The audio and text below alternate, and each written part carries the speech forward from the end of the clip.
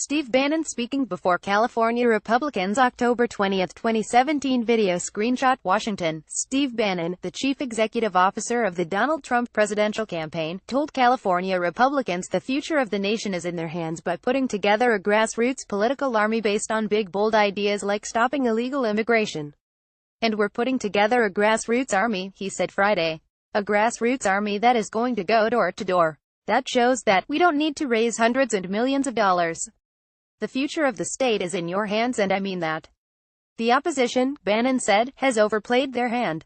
And they've given the Republicans and the conservatives the one weapon they need to destroy them."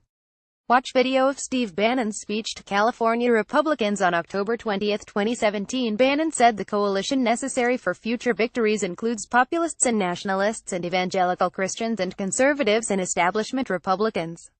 "We had to put our differences aside in order to win.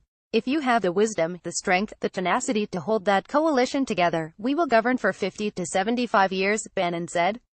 "And it's not going to be easy." He said the key is not the politicians, it's the organization that needs to be built.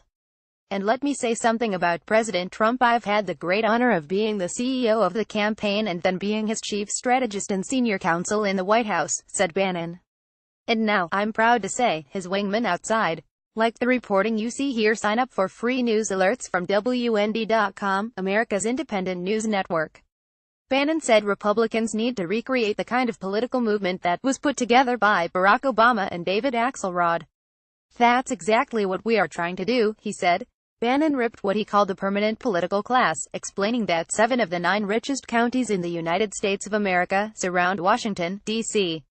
For the first time since the invention of the Silicon Chip, Washington, D.C., those 7 counties have a higher per capita income than Silicon Valley. Silicon Valley, which by the way has led the greatest revolution in technology in man's history, and had more great inventions. Now what does Washington, D.C., have? What they've got is basically a private equity fund of every year, what $4 trillion that they divvy up. The consulting class, the lobbyists, the K Street crowd, the donor class, and the politicians they own. They have taken this country in a very, very dangerous direction. There is absolutely nothing we can't do. If we do one thing, if we move with urgency," he said. Now the resistance that comes up against that is not the people that are outside protesting tonight. When those people finally understand what economic nationalism is about, and it's not about your race, your color, your gender, your religion, your ethnicity, your sexual preference. It's about one thing: are you a citizen of the United States of America? Because if you are a citizen, there are certain responsibilities and obligations that come with that. But as a citizen also you should have preference for jobs and economic opportunities.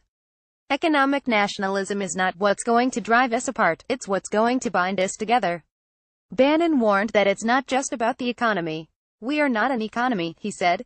"We are a country. We have a social fabric and a civic responsibility. By the way, I'm a free market capitalist, as most of you are, right? That's the underpinnings of our society. But we are a civic society. It's more than an economy.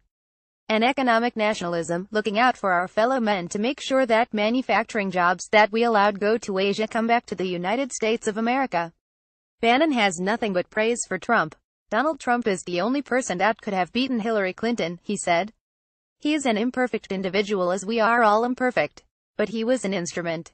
You could say he was an instrument of God's will or not, but I will tell you it took the hand of divine providence to win on November 9 of 2016. He called Trump an existential threat to the system. Bannon even had a good word for CNN. "During the last hurricane, I think it was on CNN, and this was not fake news," he said.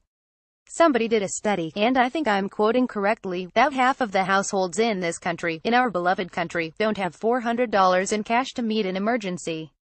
$400 in cash.